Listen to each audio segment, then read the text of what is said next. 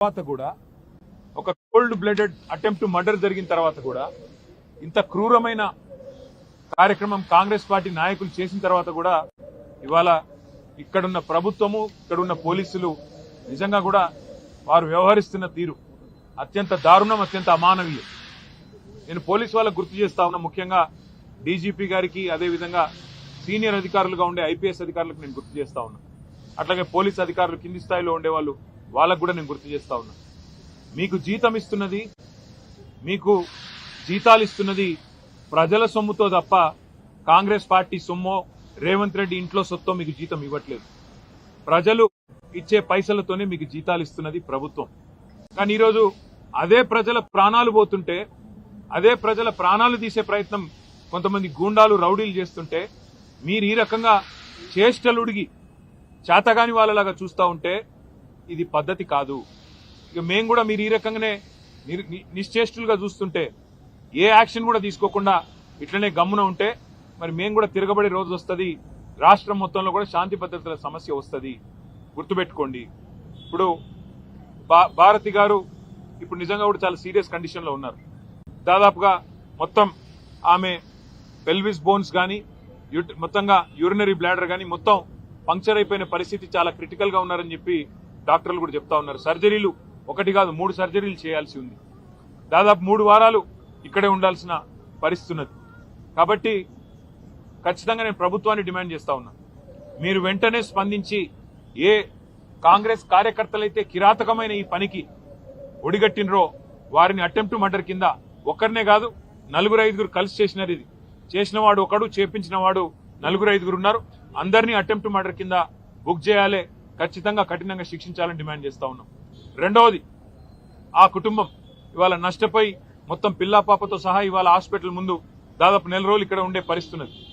మొత్తం వైద్యానికి సంబంధించి మరి పార్టీ పరంగా మేము చూసుకుంటాము, కానీ ప్రభుత్వం కూడా ఆ కుటుంబానికి ఖచ్చితంగా సహాయం చేయాలి, నష్టపరిహారం ఇవ్వాలని చెప్పి కూడా మేము డిమాండ్ చేస్తా ఉన్నాం.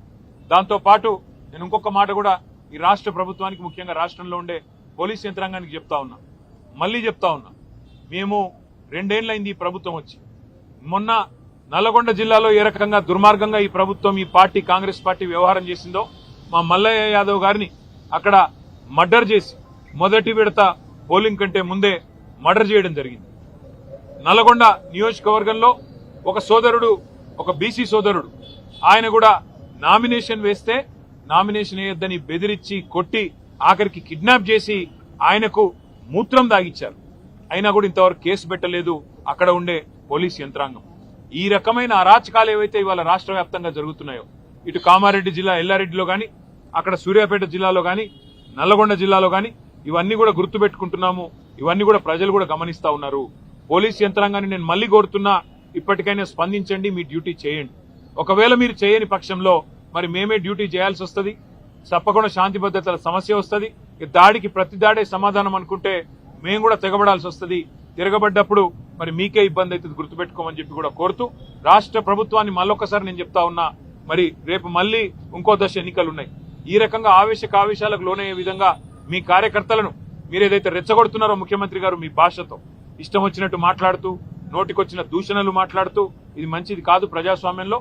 ఇకనైనా సవరించుకోండి, లేకపోతే జరగబోయే పరిణామాలకు మీరే బాధ్యత వహించాల్సి ఉంటుందని చెబుతూ, భారతి గారి కుటుంబానికి అదేవిధంగా గాయపడ్డ మిగతా కుటుంబాలకు కూడా వైద్య ఖర్చులు మొత్తం పార్టీ నుండే మేమే భరిస్తాము.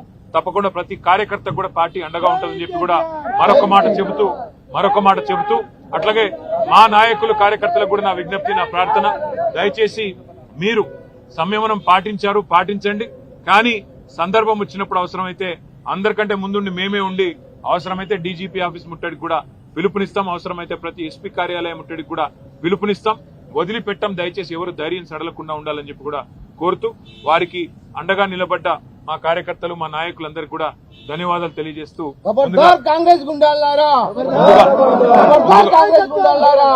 ముందుగా వారి ప్రాణాలు కాపాడుకోవడం మీ దృష్టి పెట్టుకుందాం.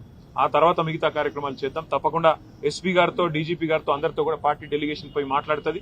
ఒక్కరు కూడా ఇందులో మిగలకుండా ఎవరెవరైతే దాడి చేసినారో అందరూ అరెస్ట్ అయ్యేదాకా, అందరికి శిక్ష పడేదాకా వదిలిపెట్టం, న్యాయ పోరాటం కూడా చేస్తామని చెప్పి కూడా తెలియజేస్తూ మీకు ధన్యవాదాలు. Live news, entertainment shows, movies, digital magazines తో పాటు మీ జిల్లా వార్తలను కూడా ఫ్రీగా చూడొచ్చు.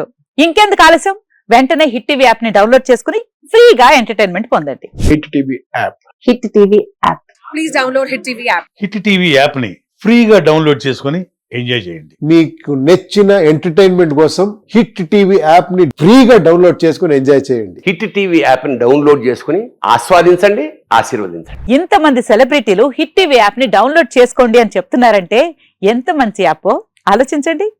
అమెరికా అమెరికా అమెరికా అమెరికాలో చదవాలనుకునే వాళ్ళకి విశ్వసనీయమైన పేరు మన శౌర్య కన్సల్టెన్సీ. UK లో 1 year masters, UK లో 1 year masters, 2 years work permit up to 5 years visa. Contact Saurya Consultancy. Contact 89851 89851.